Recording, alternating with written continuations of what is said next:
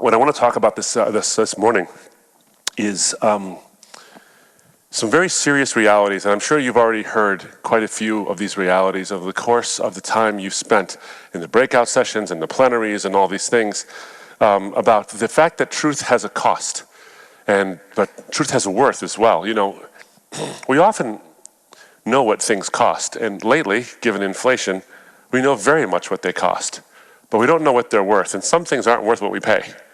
$5.30 for gas is it something like, I don't even know what the prices are. It's going to change in the next 10 seconds anyway. So, but if anything that's taught us, we know what things cost. We don't know what they're worth, and some things are worth more than what you pay. But I think people often mistake this. They often reverse it. They think that whatever I have to pay for this thing is never going to be worth what it's actually worth. We don't understand this concept very much. We don't, especially when it comes to spiritual truths. But let me start with a story. It's a lawyer joke, but it's going to illustrate the point. So it's not just for humor's sake. And since I'm a lawyer, I can tell this joke. There's a couple of lawyers in the audience, and I think you'll appreciate the joke as well. But if you're not a lawyer, you can't tell this joke. You can just laugh at it, because I gave you permission. It's a story of this lawyer who is like the quintessential lawyer you think of. You know, there's a lot of lawyer jokes out there, and there's a reason for those jokes, and this guy is the reason for those jokes. This is that kind of a guy. He is incredibly bright and incredibly unscrupulous. He will do whatever it takes to win a case. He will lie, cheat, and do all the things he needs to do in order to get his client the best advantage, and he's very successful at it. So he amasses quite an estate. And he decides to take a walk on his sprawling, estate across all these different, woods behind his home, and there's streams, and there's nature, and all this, and it's a beautiful fall day. So he decides to enjoy the fruits of his labors and takes a walk. And as he's walking, the leaves are falling, and the streams are streaming, and the squirrels are being squirrely, and he's enjoying it. But then he comes across a bear, and the bear spies him, and it sees him, and it strips its teeth and it snarls because it's hungry and it wants him. And he knows that, and so he begins to bolt as fast as he can back towards his house. So he's running as fast as he can, and the bear is running as fast as the bear can, and the bear finally catches up to him because nature has built him to be faster than the man, and he knocks the man down. And as the bear raises its huge paw to swipe at him, the man says, "Oh my God," and the bear suddenly stops. And the leaves stop falling mid-fall, and the stream stops streaming, and the squirrels stop being squirrely, and a light comes down from the sky and encompasses the man, and a big booming voice says, "You have denied truth your whole life. Why should I save you now?" And the lawyer's a good lawyer, so he tries to find a loophole. He says, "All right, it'd be hypocritical if I became a Christian right now, but how about you make the bear a Christian?" And God says, "Very well." And the light goes back up, and the leaves fall, the streams stream, the squirrels get squirrely, and the bear puts his paws together and says, "Thank you, Father, for this food I'm going to receive." A couple of things about that. One is you can't out-lawyer God. And I can tell you from, if you've ever heard anything about my own stories, you know that I tried for 9 years to out-lawyer God. I tried to find loopholes. Is the Bible true? No, it's not. Then I find out, it's actually not been corrupted over the course of the centuries. In fact, it is reliable. Does it say what it really says? I don't know. Let me go find out. But does the Quran and the Bible seem to match up? I wanted them to match up, and so I tried to finagle my way to make them match up. And so I did that for a lot of years. The reason I did that was because I did not want to face the bear. It wasn't that the answers were hard to find, friends. It's that the answers are hard to embrace. That's why the ministry is called that. Because there is a reality to evangelism, which is that we embrace the truth no matter the cost. And for some, the cost is quite high. For others, it's not as high as you might think. It's not always this case. But it does, in fact, have an impact on whether or not they hear what you're saying. It was John Stott, the famed theologian John Stott, who in his book, a book I recommend every single person in this room, if you buy one book other than mine, is John Stott's book. No, seriously, if you buy one book, buy John Stott's book, The Cross of Christ. It is a masterful unraveling of what the cross actually means, from the academic to the practical. And in that book, he says that the trick to all of this is to turn people's ears into eyes so that they see what we're saying. so that they see what we're saying. And what we're saying is what Jesus is saying.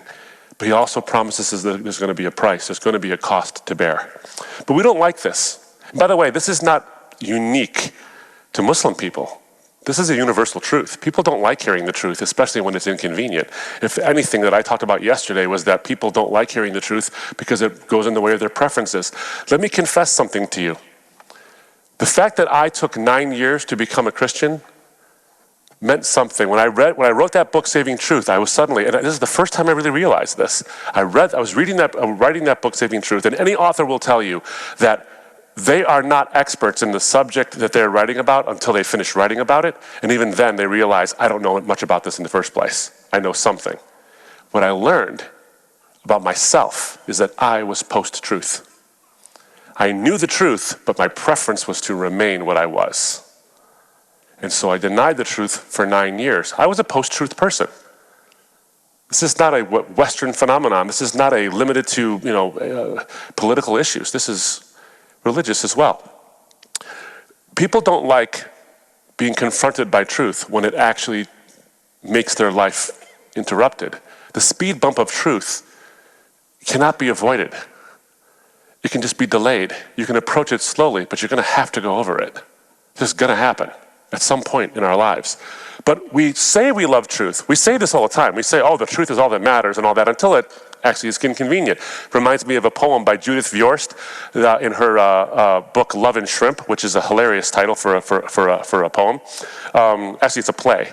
And one of the characters in that play says, I made him swear he'd always tell me nothing but the truth. I promised him I would never resent it, no matter how unbearable, how harsh, how cruel. But how could he think that I meant it? I mean, think about this. How often people say, how do I look in this outfit? And now, they don't want the truth, and you don't want to tell them the truth. So it gets tough. It gets tough. It really does. This is not a right or left issue. This is an up and down issue. This is a matter of the heart oriented towards God. C.S. Lewis put it so beautifully, someone who calls himself the most reluctant convert in all of England, when he says that if you look for truth, you will find comfort in the end. But if you look for comfort, you will find neither truth nor comfort, only soft soap to begin with, but in the end, despair. If you look for truth, you will find comfort ultimately. But if you look for comfort first, if that's your primary, you will not find truth or comfort, only soft soap to begin with, but in the end, despair. He couldn't be more right about that. You see, the cost of truth is simply the emotional barriers that prevent someone from seeing the truth of the gospel and seeing the value of what it means to embrace the gospel. That's all it means. That's it. Now, as I said before, we often know what things cost, but we don't know what they're worth. But sometimes that knowledge of the cost is more, I would say, subconscious. Not unconscious, but subconscious. We're vaguely aware of the fact that because the truth will cost us something, it prevents us from being open-minded, from actually listening to a gospel presentation. If I were to talk to somebody of a different worldview, whether they're an atheist or a Muslim or a Hindu or a Buddhist or a Jew or a skeptic or even someone who says they're a Christian but really is a good personist, which, by the way, is the world's largest religion. Don't let anybody fool you. Good people go to heaven. That's the world's largest religion. It just has different names on it. If you talk to them, you'll find out something. If you probe a little bit deeper, you'll find out that there's a subconscious understanding that they are being stubborn because there's a price to pay to not be stubborn. Changing a worldview is a very, very big deal. It's a very, very big deal. You know, an opinion is something you hold with an open hand. You can change it. It's an opinion. That's all it is. Someone wants to change it for you, you're like, okay, I'm willing to listen. That's an opinion. A conviction you hold with a closed fist. And I don't mean a defiant fist. I mean you hold it with a closed fist like this. Like a family heirloom almost. You would never want to let go of this thing. So you hold it with a closed fist. So you can change someone's opinion pretty easily, or you can change your own opinion pretty easily just by moving the opinion out of the hand and into another one. But you ever try to pry someone's fist open when they don't want you to? You ever try that? It's painful for them and for you. Fingernails are going to cut into skin. Someone's going to sprain a knuckle or something. It's going to be tough. It's very, very difficult. That's what's happening in the evangelistic endeavor. When you are talking to somebody about considering a worldview that is completely different than their own, you're asking them to pry their own fist open, or you're asking them to at least allow the Lord to do so. And that's going to be difficult. It's going to be difficult. So I think this is important for us to address. The profundity of this, the depth of this cannot be gainsaid. We cannot just simply brush over this. We can't. I don't even think Scripture allows us to do this. It doesn't allow us to do this. When you look at one of the seminal passages of the New Testament, when really the identity, authority, and power of who Jesus is actually put on trial, you begin to see that the cost of truth is so much there. Even someone who believes that Jesus is innocent is willing to condemn him to death because it's politically expedient. John chapter 18, verse 37 and 38. So there is this statement. Everyone who's on the side of truth hears my voice. That's Jesus. That's what he says. But Pilate is standing there, able to judge Jesus by human authority. The irony of ironies here, by the way, and you've probably heard many preachers say this to you before, is that in the trial of Jesus, the only people on trial was everyone except Jesus. They were not judged by their answers to the questions. They were judged by the kinds of questions they asked. And so Pilate says this to Jesus. Are you a king then? Jesus answers, you say rightly that I am a king. For this cause I was born. For this cause I have come into the world, that I should bear witness to the truth. Everyone who is of the truth hears my voice. Pause there for a moment. Everyone who is of the truth hears my voice. Jesus synonymizes what truth sounds like. He basically says, truth sounds like me. It's a powerful statement. Now, Pilate is standing there in the crux moment of all of history. Can you imagine this? You don't know it necessarily, but you're standing at the very crux moment of all of human history, and you get to ask the King of the universe. You're not quite sure he is the King of the universe, but you get to ask him one question. What question would you ask him in response to the question that everyone who's of the truth, or the statement, everyone who's of the truth hears my voice? What question would you ask? You ask the question Pilate asked, but you ask it with a different tone. Pilate asked the question, what is truth? That's the right question, but you can ask it two different ways. You can say, what is truth? Or you can say, what is truth? And walk out. And Pilate chose option 2.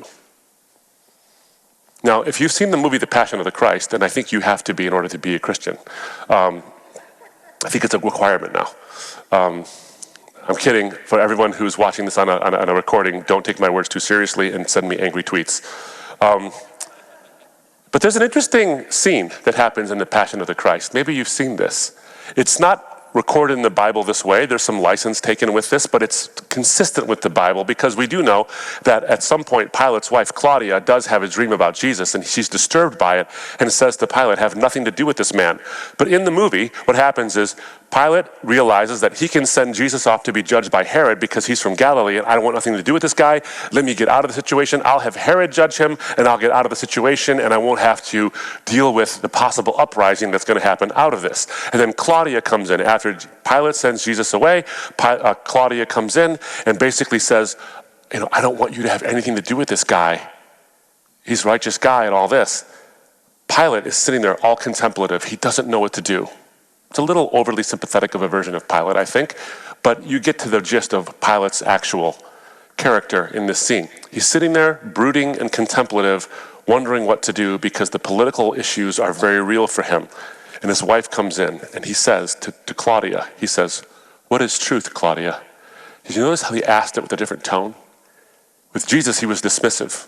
With Claudia, he asks her the question, what is truth, Claudia? Do you hear it? Recognize it when it is spoken? She says, yes, I do, don't you? How?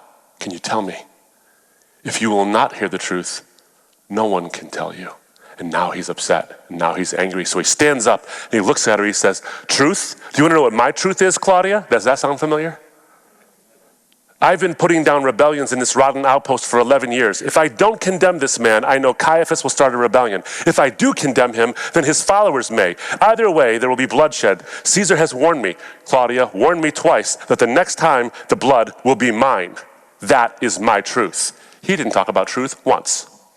He used the word a bunch of times, But he never spoke about the actual truth. He spoke about the consequences of the truth. That if he decides this way or that way, these things will happen, and he's trying to avoid the consequences. He's not trying to avoid falsehood. He's trying to avoid the consequences of truth. My point is this discourse reveals to us something very important, that the cost of truth, the consequences of what it means to give your life to Christ are sometimes so pungent, so real, so blindingly obvious to people, and so blindingly deterrent for people that they are willing to confuse truth with the cost of truth. Do you hear what I'm saying here? That they are willing, or they are forced to, because the consequences are so serious for them, that they confuse truth with its consequences. They don't see the thing for what it really is. And it gets in the way. You see, Pilate knew truth's cost, but he did not know truth's worth. And so he chose what was politically expedient. It's so profound. It's so profound. I'll give you an example of something that happened to me a while back. This is a while back, before I even went into full-time ministry. I was invited by, there was a chaplain at a hospital, and she was going, and she was doing, praying with folks who needed prayer at the hospital, people who were, very, very sick, or were about to go into a pretty serious medical procedure and all this. And she said, hey, there's this Muslim guy. And we have a bit of a language issue. We have a bit of a cultural issue. She's a woman, I'm a man. He's a little bit nervous about me being there alone with him and all this. And he's asking some questions, and I don't know the answers to those. But I mentioned your name, and he said he'd be willing to meet with you. Would you come? And I said, of course, I'd be happy to come. So I go, and the elevator doors open, and I'm pretty nervous about this. I don't know what I'm walking into. I just don't know what his situation is. I don't know how many. Look, he's Arabic. There's going to be like 50,000 family members in there smuggling food. He's not supposed to be eating. So I walk into this room. It's just him. He's by himself. And there's no food on the shelves. There's no, baked kibbehs with so much oil that it's making the bag see-through. There's none of that. That tells me a lot, just by reading the room. I already know something. So I walk in there, and he's got some tubes and all that, and he goes to stand up to say hello to me. Older man, a little portly, balding, much older than me. And I say, Ammo, sit down. Uncle, sit down. And we had a little pleasantries back and forth, and he says to me, so I hear you can answer some of my questions. I'm like, I have no idea. I literally have no idea, but let's give it a shot. Let's see what happens. So we went and we started talking, and it was a long conversation. From Augustine to Zwingli. We went from A to Z, man, on the theological things and all this stuff, and he was asking me some of the standard questions Muslim asks and all that. And I suddenly realized, and he was very stony-faced. He would not budge. He just wouldn't get there. And so I began to think, maybe I'll ask him a question. And it's going to be a risk, because it's going to be personal. Because I noticed there's no food in this room, and there's nobody else but you in this room. So I don't say that to him, but I asked him about his family. I already asked him about his family, because you have to ask about the family. You say marhaba, marhabtain, marahib, alf marahib. You got to say 1,000 hellos in order to outdo each other. And they ask about your family and your dog's, sisters, cousins, uncles, nephews, puppies, before you can actually ask the questions anymore, because the Arabs take an hour and a half to say hello. So I already did that. But that was more of the superficial, Now it's time to ask real.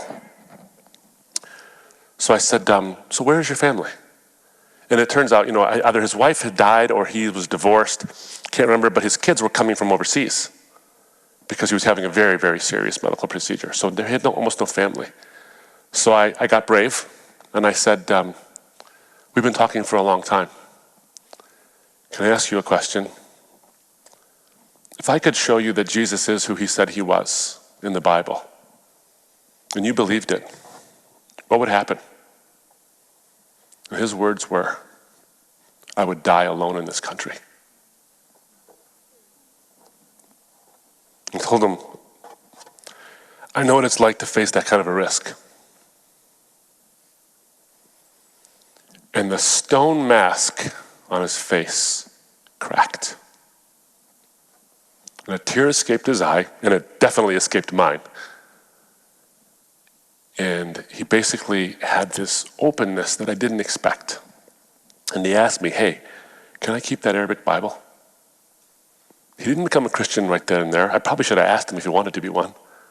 Probably should have taken George's advice and actually thought, maybe I should ask this guy right now. But I was awed by the moment because he didn't want to touch my Bible. It was haram for him to touch this corrupt book. But he asked me, can I keep that Arabic Bible you have with you? I think recognizing that people have a cost to pay, exposing it, suddenly makes things a little easier. It makes things a little easier. But it's not always the case. Sometimes it's just a stepping stone. You know, I'm looking here, my good friend Scott Cherry is here in the audience and part of this conference, and Scott had invited me. Maybe you remember this story, Scott. We went to go see a young man in Dearborn together at his house. I remember this story very, very much because it's so poignant. He had some questions on the resurrection, and you and I went to go talk to him about the historicity of the resurrection. And we walk into the house.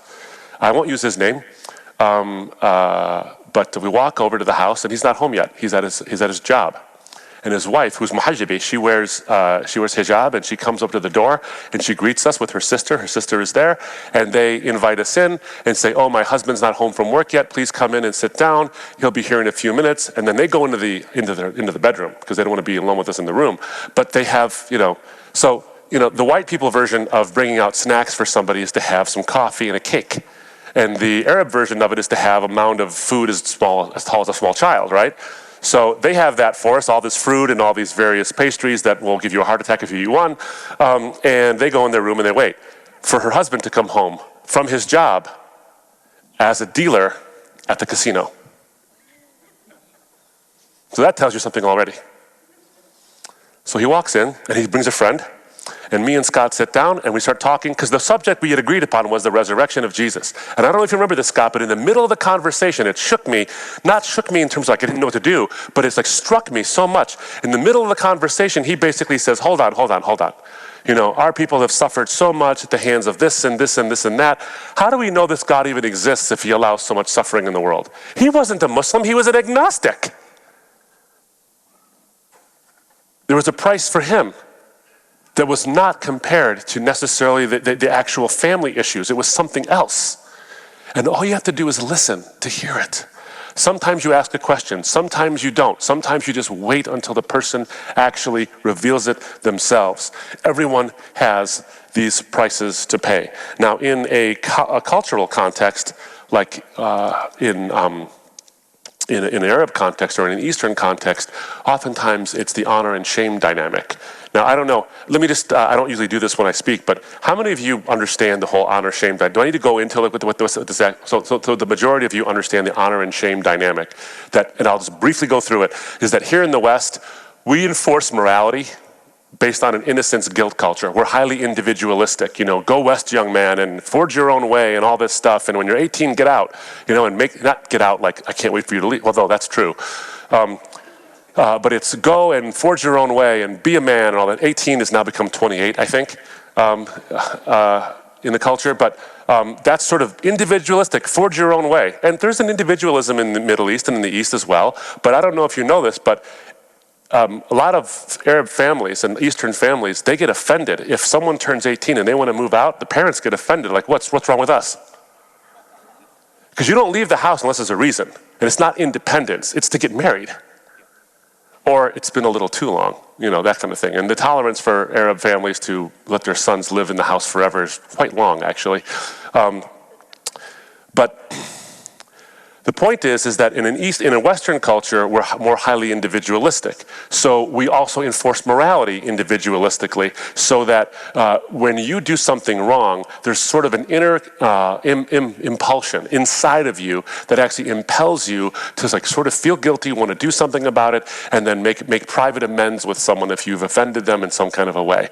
In the East, it's far more communal, where there is a concern and a consideration for the fact that around you, whatever whatever you do affects the community around you. What you do reflects on your family, what you do reflects on your community, and what you do reflects on your nation, and of course your religion. So that makes things a lot more communal in terms of the way in which we enforce morality. So it isn't just internal enforcement of morality, it's just as strong of an enforcement, but it's more communal, so that you begin to feel shame if somebody else knows something. So you aren't guilty, you're full of shame. And so that actually becomes something pretty serious, because in the West, if you do something bad, you can do something good to make up for it. But in the East and Middle Eastern kind of context, if you do something bad, you have become someone bad. That requires identity change. You know how hard it is to overcome the becoming someone bad thing? Now imagine that when you change your religion, you're not changing your opinion. You're changing your identity, and you have shamed everyone around you. And that becomes almost unbearable. I remember I was in Toronto, and I was doing a skeptics night at a church where we just come and anybody can ask questions, no question off limits. And the pastor there asked me to meet a young man who was a Muslim who was really seeking. And he had watched various debates. He's more of an intellectually oriented guy from India. And he had watched a lot of different debates and dialogues online. He heard about me, heard about some others as well, and Nabil was one of them. But he had watched a lot of Shabir Ali debates. Now, Shabir Ali is probably one of the world's most well-known Muslim apologists, and he was engaging with Shabir because he was actually saying, I have serious doubts about Islam now. And Shabir was trying to sort of coax the doubts out of him, but he still remained, but he wanted to talk to me. And so we sat down and talked, and I said, so what are your issues? And basically, he was almost to the point of saying, here's why Christianity is true. He wasn't telling me why Islam was true. He was telling me why Christianity was true. And I'm looking at this guy, and he's saying it so soft. And he's looking at the floor like all the answers are written on the carpet. And I'm wondering what's going on here. And I know, you can get it. I know it's happening. The barrier here is not the intellectual issues. It's the family stuff. So I looked at him and I said, the truth is just falling out of your mouth so easily. What's holding you back? I know it's holding him back, but I want him to say it. What's holding you back from embracing it? And he said, if I become a Christian, he said, this is what he said. He said, my father has never told me he loved me before. And if I become a Christian, he never will. That was the issue. He eventually did give his life to the Lord. He's had a pretty rough go of it since then. But it's tough. This is the profundity of it, because there's an honor and shame thing. He just didn't want to bring shame upon himself because his father was so banking on his son being a success, educationally and professionally. And it was just too much. It was too much. But eventually he saw Christ's worth. I want you to think about the moon for a moment. It's probably fitting we talk about the moon a little bit here at a conference where we talk about Islam. Well, what is the moon? It's this cold, dead rock. It's this cold, dead rock. No life there. No real minerals that we can use. Just this dead rock. Now, it serves a great purpose. The Lord has put it there I can go on and on about why the moon is there and how wonderful it is for our life. But basically, it's a cold, dead rock. But yet this cold, dead rock can eclipse the light of the sun perfectly. It can literally darken the earth if it goes right over where the sun is. Do you know why that is? It's because the moon is exactly 400 times closer to the earth than our sun. But it's also exactly 400 times smaller in diameter than our sun. So it's the only moon in the solar system that fits perfectly over the sun. So we're the only planet that gets solar eclipses. And we're the only planet that has people that can observe solar eclipses. How does that bake your noodle? But here's the thing. Why does this small dead rock cover the light of the sun? Because it's so close to us. Because it's so much closer to us. I think the cost of truth is very much like this. Everything we have in our lives, whether it's the family honor, whether it's the community prestige, whether it's our own sense of identity, whatever it is, as cold, dead rocks of these things are, they're so close to us that they block out the radiance of the glorious Son of God. And I think part of evangelism is to see, how do we move the cold, dead rock out of the way so they can see the sun behind it? How do we do that? Especially in an honor-shame culture. I think there's a couple of ways. The first thing is this. I would say that we need to ask open-ended questions. Ask open-ended questions. Jesus did this constantly. Whenever someone asked him a question, you'll notice something. He asked them a question back. And you'll also notice something very, very important. There's a really interesting book. I don't agree with everything the book has to say, but I think it's worth your time reading it. It's called Misreading Scripture Through Western Eyes. And they point out some Easternisms that you see in the Bible. And also, if you haven't read this book, another book, other than John Stott's book, you should read Ken Bailey's Jesus Through Middle Eastern Eyes. If you haven't read it, do yourself the favor of reading this book. Jesus asks questions all the time, but oftentimes he asks them in response to questions he's asked. Now you'll notice there's two ways in which Jesus has asked questions. He's asked questions publicly and privately, right? So when you look at the way in which Jesus has asked questions publicly, it's almost never to get information. A question is intended to get information about what someone believes or the truth about the world the way it is. But these public questions were almost never done or given to Jesus in a way that was meant to elicit information. They were playing what the authors of Misreading Scripture Through Western Eyes calls the honor game. They're trying to play an honor chess game where if they ask Jesus a poignant enough question, they look like they know what they're talking about, so their honor gets raised up in the eyes of the community, and Jesus looks like a fool, so his honor lowers. So the honor delta gets bigger and bigger when you play the game, and you play the game well. So they were constantly asking him questions in public to try to trap him, to make him look less honorable or shameful, and them look more honorable in the eyes of the people, so that he would lose authority and they would gain authority. But there's other people who came to Jesus and asked him questions privately. And you'll notice something. Those who asked him questions privately, they didn't suddenly abandon the cost or the issues they had to deal with, but they were upfront about it. They actually were very, very upfront about the way they actually asked the question because they wanted information. They had a hard time dealing with the information, but they weren't playing the honor game. So you think about all the times the Pharisees and the Sadducees asked Jesus questions. It was a trick. So Sadducees come to Jesus. They don't believe in the resurrection. They don't believe in an afterlife. They believe that when you're dead, you're dead. That's it. So they want to point out that the resurrection is bunk, and it's sort of a silly concept. So they come to Jesus and they say, Jesus, there was a man among us who had a wife, and before he had kids with her, he died. And so our custom says, under the Levirate marriage, that she can marry his brother. She has to marry his brother, and so she marries his brother. But before they have kids, the brother dies, and he had 7 brothers, and she married all of them before they had kids, and all of them died. So she married 7 different people. So tell us, in the resurrection, whose wife will she be? Sort of pointing out this whole thing is just silly. And his response is amazing. He says, you don't know the scriptures. These are the Sadducees. They know the scriptures. But he points out, he basically says, you ignoramuses, you don't know the scriptures. You don't know the spirit behind this, because in heaven they're neither given in marriage nor married, but like the angels. He points this out, and he goes through and he basically points out these guys are sticking to a letter of the law that doesn't understand the actual intent of the law, and he makes them look like fools. Now, he doesn't intend to denigrate them, to make them look like fools. They did it on their own.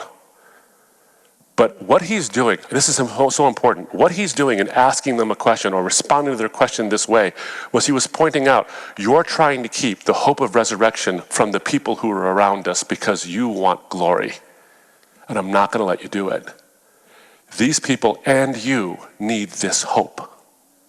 And you know what's interesting? The Bible says, and no one dared ask him any more questions. But you know what's interesting? People did ask him questions after that. Is the Bible contradictory? No.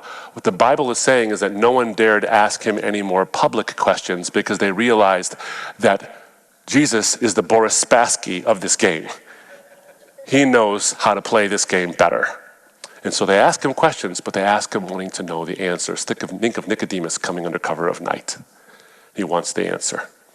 So I think the way to do this is to ask open-ended questions of someone to get at the heart of what it is. Are they really trying to get to the truth, or are they trying to play a game with you? So I was at a university. It was my second time, I believe it was, doing anything outside of a church, my second university experience ever, and I was doing a dialogue at this university on the problem of evil from a Christian and a Muslim perspective. And I had a Muslim imam there, and I had me there, and we were talking about, why does God allow evil? And so I went first, he went second, and I was using the Bible, and I centered it on the cross, essentially, but also talked about some of the philosophical issues and all this. And my counterpart from Islam, he largely agreed with me, but basically his answer was, evil and suffering is just a big test. Which I think that's a superficial answer, but anyway, we had this dialogue. And there's a guy in the back, and he's doing that kind of whisper that is not so quiet, the loud whisper to his friends. He's a Muslim guy. He's the former me. He's like the guy who's going to get the Christian. And he's talking to his friends about all the things wrong with my argument. So I hear him, and I'm, okay, this is going to be the first guy that comes to talk to me. And sure enough, I didn't have an iPad back then because there were no iPads. I closed my notes. This guy shoots up and run. Well, he doesn't really run up the aisle, but he Olympic power walks up the aisle. And he starts barking at me, like halfway up. He says, I heard you using philosophy, but you believe something so stupid and so dumb as the Trinity. How could you believe something so stupid? This is going to be a fun conversation. And now, naturally, the crowd gathers because the prize fight's going to happen. Right? So he walks up to me and he starts yelling at me this thing, and they start to gather around a crowd, and suddenly occurs to me, I need to ask him a question. Jesus would ask him a question, so I'm going to ask him a question. I said, hey, you mentioned the Trinity, an incredibly important topic, a very important topic. Can I ask you a question before I get into it with you? Do you want an answer or do you want to fight? Because if you want to have a fight, there's a perfectly good wall right there. And if you run as fast as you can head first into that wall, you'll get the same response from me. It won't move and you'll get a headache. But if you want to have a conversation with me, please, you're an obviously bright guy. I'd love to have a conversation with you and see what it is you have to offer. I never assume, by the way, that the person I'm talking to doesn't know what they're talking about. A lot of times they really, really know something. So don't assume that they don't know. But what's funny is that it wasn't brilliant what I did. It was just, I had sort of had it. So I was going to basically say what I said in the tone I said it in. But despite my tone, he sort of was shamed into wanting to have a conversation. He's like, no, I want to have a conversation. But he's an Arab, I'm an Arab. We did a lot of this when we talk. And it looked like a fight, but it wasn't a fight. It was just two Arab guys being excited. But what's interesting is there was a Muslim girl studying philosophy at that school, standing right next to him. And she listened intently the whole time. He didn't become a Christian. He wasn't even close by the time we were done. But he left, and she and her friends stayed, and me and the folks who were hosting me stayed. And we talked about the Trinity for another hour and a half. And she was so open. It's what Lee Strobel calls ricochet evangelism. It's oftentimes when you have a presentation of the gospel finds a hard heart and smacks off it into a soft heart nearby. And it was a wonderful conversation. Did she become a Christian that day? No. But it was a real conversation. And it was because I asked him the intent behind his question. Because the intent of the question is more urgent than the content of the question. And so this guy gave me an opportunity to probe, to ask an open-ended question. One question I like to ask, like I asked the guy in the hospital, is what would happen if you became a Christian today? And let it hang there. I really wish, honestly, that somebody would have asked me that question early on in the journey of mine, because 9 years might have become 3 years. I mean, I don't know. I'm a pretty stubborn guy, but it might have shortened the time because I might have realized it sooner. Ask open-ended questions. It's interesting.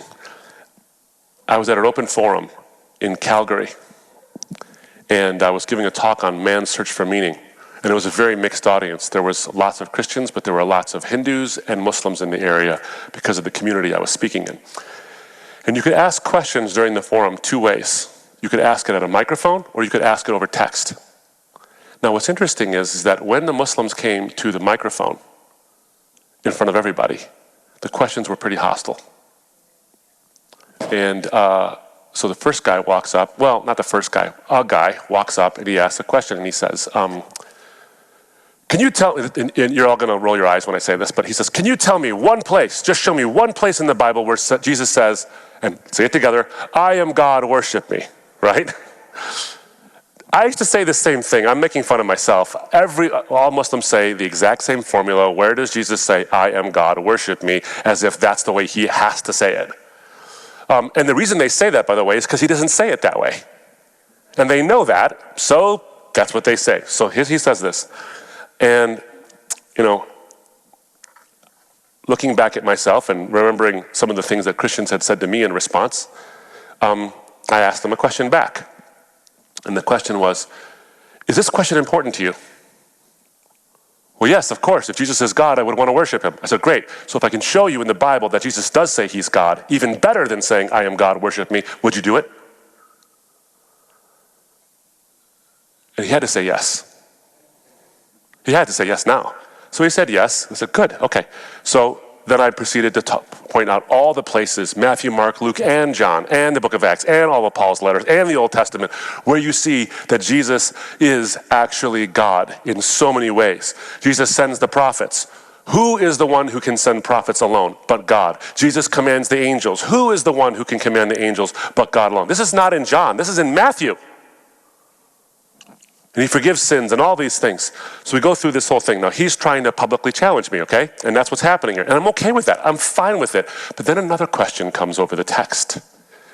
Remember, my topic was man's search for meaning, because I believe without God, life is meaningless. And so this person says in the text, I'm a Muslim and I believe in God, yet my life feels meaningless. Can you help me?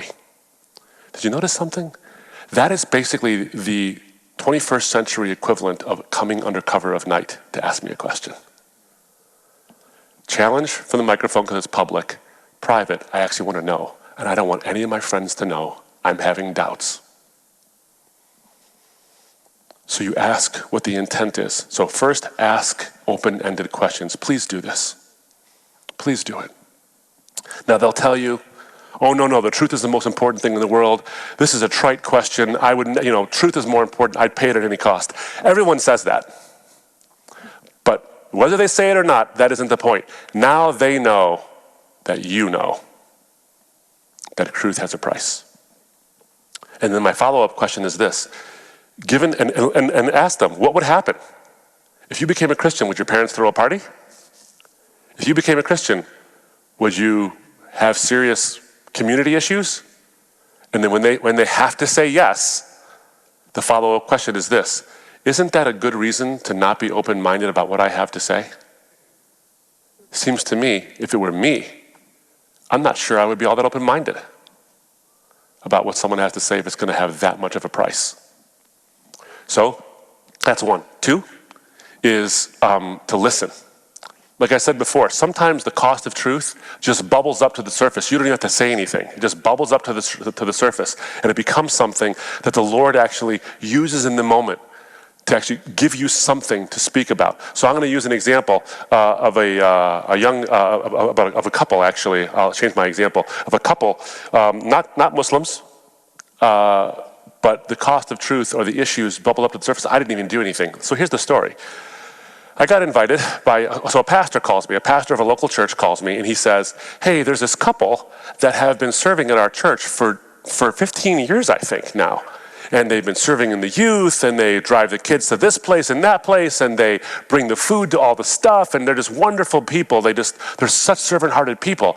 I just found out they don't believe in the cross. They just believe that Jesus says, be a good person, and you'll go to heaven. They actually don't think that you need grace. They actually don't think that. And they've been at our church, a very Orthodox, not Eastern Orthodox, but an Orthodox Christian church. And he's shocked by this. And they read all the C.S. Lewis, Lee Strobel, all the apologetics books and all that. So they want to ask some questions of you. Oh, would you want to meet with them? And I'm like, yeah, I'll meet with them. So I go to their house and we sit down, and they have their books all stacked up on the table. And I noticed something. All the bookmarks are about 1/3 of the way through. So either every book is profound 1/3 of the way through, and that's where the bookmark lands, or they didn't really read the whole thing. And that's okay. So we start talking. And I asked them about their backgrounds. She is a very successful lawyer, and he is a computer engineering type guy. And we start talking about this, what the hang-ups are. And she's clearly the mouthpiece. She's the one who's going to be speaking most. He's a very quiet guy, sort of reserved, very engineering, and she's very lawyery. If you can tell, we don't mind talking, us lawyers. So she goes on and she starts telling me about why she's like, look, I read the Psalms, I read the Bible, but what I get out of it is if you're just a good person, God will grant you the desires of your heart, and God will do this, and I don't really need Jesus to go to heaven. What do I need the cross for? I just need his example, follow his example, which very much sounds like a Muslim would say something like that, by the way. I said, okay, that's interesting. And I did ask her some questions, apologetics type questions, like, are you a peaceful person? And she said, yeah. I said, do you try to reconcile conflict amongst your friends? Yeah. Have you done so? Oh, yeah, I've helped reconcile some conflicts. Great. Should we give you the Nobel Prize? She's like, well, that's ridiculous. I'm like, yeah, I agree. It's ridiculous. You don't deserve it. Neither do I. Yet you're a peaceful person who tries your best to make peace among people. Why don't you deserve the Nobel Prize? Because you haven't done anything good enough. So why would you think that you deserve heaven? That's a weird thing to think you deserve. So we got into that a little bit, and she still didn't buy it. It wasn't there. But then what happened was her husband said something. And it was amazing. He said, we were in a Bible study at our church, and the pastor said that the relationship you have with your heavenly father often dictates the relationship you have with your earthly father often dictates the relationship you have with your heavenly father. And he said, and he's talking to his wife now, not to me, to her. He says, your dad never said he loved you until you achieved something, until you got into the best law school, until you got into the best firm, until you made partner and all these things. He never really said he was proud of you or that he loved you until you earned it. And I said, oh, maybe that's why you don't like the cross, because the cross says you don't have to earn it. You don't have to earn the Father's love. You already have it, and he's done everything he can for you. And her words exactly were, oh my God, that's it. I didn't say anything. Her husband said it. I just waited and listened. And then her husband goes, oh my goodness, wait a minute, hold on. And he's having a breakthrough, He says, my dad was a wonderful provider, but he never was affectionate to me or my brothers and my sisters at all. Never at all. And so I knew he loved us, but he never had a relationship with me, really. He just provided for us. Maybe that's why I think God is more impersonal, like the Hindus believe. Maybe that's my issue. And he starts to evangelize himself, and she's evangelizing herself, and I get to watch it.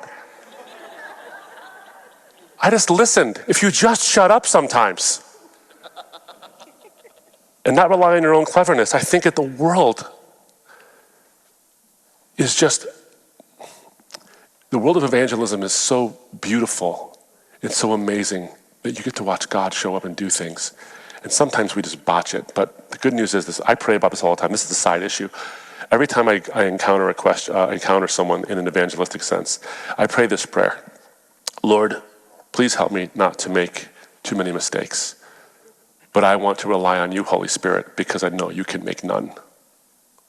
So no matter how much I botch it, if the Holy Spirit's there, I can't derail him. So ask questions, listen for the cost, and then commit. Ask, listen, commit. It's important that we commit, because at some point you're going to show someone that there's a cost of truth, and they're going to ask you, okay, Mr. or Mrs. Christian, I know there's a cost to pay for this, and you're making a compelling case, but when I pay for it, where will you be? When I lose family, when I lose community, when I lose my identity, is someone going to point me to my true identity? Is someone going to become my community and my family? Is that going to happen? Or will you just give me the 4 spiritual laws and walk off and think you did a good thing?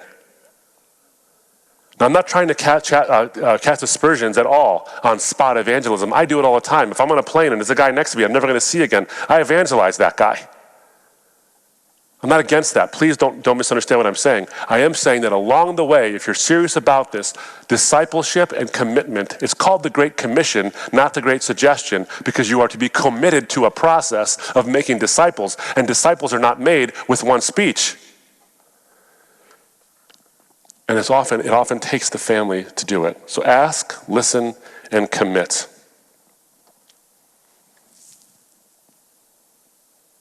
I only have 3 minutes left or so.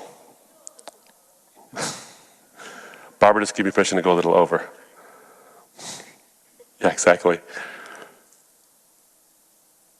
You know, one of the things I think we can do to show truth's worth is not only to give them the gospel message, because it's good news. You can imagine, and this is why I have a problem with some translations of the Bible, because they rob it of its good news in order to make it palatable. And I'm sorry if I'm offending you, or I'm sort of bristling some people here. I get it, fine. But I'm going to tell you, as somebody who rejected the idea of the fatherhood of God and the sonship of Christ, when I saw the beauty of what that actually means, I find it to be so compelling. Because there's a beauty, there's a waterfall of refreshment that comes from knowing God as Father, not as just Master or Rab, although that's wonderful too.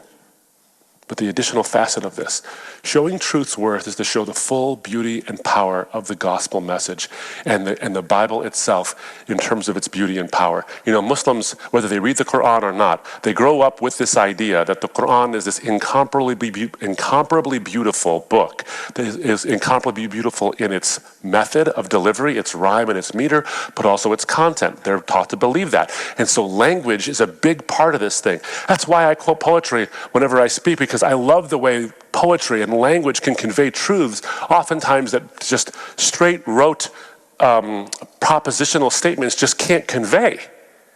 This is, I think, a beauty of the way God has written language into our hearts. And so that's why I think in some ways, whether they're literate of the Quran or not, there's a compelling nature to this idea that the Quran has this beauty to it. When you show them that the Bible has a far superior beauty to it, I think there's something wonderful there. Can I give you an example from my own life of where this actually happened? And it developed over time. But when I was a Muslim, someone shared with me the idea of what God's grace is about, and he used the parable of the generous employer. Now, this parable found in Matthew chapter 20, I believe, verses 1 to 16. I'm not going to read it. I'm just going to summarize it. Is you know the story. And it sounds a lot like today, by the way, is that there's a guy who owns a vineyard, and he wants to hire day laborers. Much like today, you go out to the Home Depot or the Lowe's or whatever it is, and you see drywallers and rough carpenters and these guys standing outside early in the morning waiting for a contractor to come and give them work for the day. That happens today. Well, it happened back then too. So the guy comes, and this is a proxy, by the way. The guy who owns the vineyard is God in this whole thing. And he asks people, hey, he doesn't ask, I'm sorry. He says, I want to hire you, and you to come and work in my vineyard. And they negotiate over the price of what the day's labor will cost. And they negotiate, and the laborers agree, we'll take a denarius, 1 denarii for the day's wages. And that's a fair wage. And they go and they begin to work in the field. Well, normally what happens in the day laborer situation today and back then is that it's over. If you don't get picked, you got to go to another site, or you just go home and try to scrounge up some kind of money for that day, some kind of way, but it's over. And you go home typically in shame to your wife and to your kids because you're not going to be able to earn money that day. Okay? But these guys stick around. And the master of the vineyard comes back for whatever reason and says, what are you guys doing here? And they say, well, we're waiting for someone to hire us. And he says, come on. He goes back a third time. We go back a fourth time. Goes back a fifth time. And there are guys waiting for work. And he brings them back and he pays them. Now, of course, the story goes is that at the end of the day's labor, there's guys who work for just 1 hour of work, and they all get paid the same thing. They all get paid the 1 denarius. And the master of the vineyard tells the foreman, pay the last guys first so that the first guys see it. I want them to see it. And when the first guys see that everyone's getting paid the same amount of money, they're like, hey, wait a minute, you owe us more. And this is the idea of God's grace, God's unmerited grace, and God's sovereignty is that he gets to do what he wants and all these things. Now, someone showed this to me when I was a Muslim, and I'm like, why are you showing this to me? This is your gospel? This seems incredibly, woefully unfair. This is what you believe? And then, I'm not even kidding you, within minutes, suddenly, I just started thinking more Middle Eastern about it. And this parable suddenly becomes this blossoming thing of beauty to me. Those men waited and waited and waited in an honor and shame culture, holding out hope that someone would honor them with a day's work. And the master of the vineyard went back, looking for those who were waiting to be honored. And they didn't work the whole day, but their faith that someone would honor them was credited to them as if it was work. That's the Abraham story. Jesus is hearkening right back to that. That if you just hold out hope, God will redeem you from shame.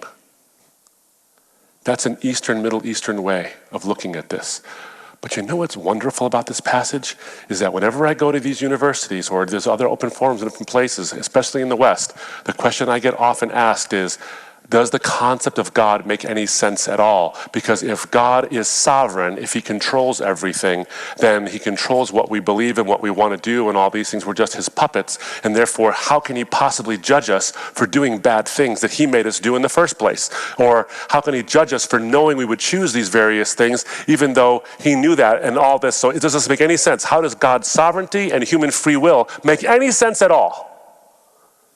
That's a very sort of I wouldn't say it's a specifically Western thing, but it comes up to me often in the West when I'm seeing it, very philosophical, sort of Aristotelian kind of a thing. So you see this happening, and then you look at this parable, and you realize something very, very beautiful about the parable. This is why Jesus' parables are worth your study. Well, the whole thing is. Anyway, the first guys who get hired negotiate with the master of the vineyard for the wage. And they're upset. And they say, why'd you pay those guys the same thing you paid us? We deserve more. And what does the master, who's the proxy for God in the parable, say? Friend, don't I have the right to do with what's mine what I want? God's sovereignty. And didn't you agree for the denarius? Human free will. They actually work in tandem. So in this one parable, Jesus answers the honor-shame culture. He also answers the Western sort of innocence, individuality culture. One parable. And we think this man spoke in outdated terms. He couldn't be more up to date. He couldn't be, to quote Leslie Newbigin, he is our eternal contemporary. That's the worth. That's the worth. When I think about Psalm 25, you have this innocence, guilt culture of the West, which is, by the way, quickly becoming with the cancel culture and honor and shame culture. We are an honor and shame culture now. So it makes Jesus even more pertinent than he's ever been because he lived, worked, and did ministry in an honor-shame culture. We're the ones who invented this, by the way. The Easterners and the Middle Easterners invented cancel culture. You're welcome.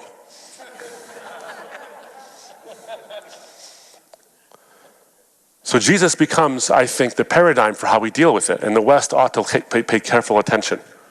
But Psalm 25 in the Bible points to the fact that Jesus speaks fluent across time, and he speaks fluent across cultures, right in the words of the Bible.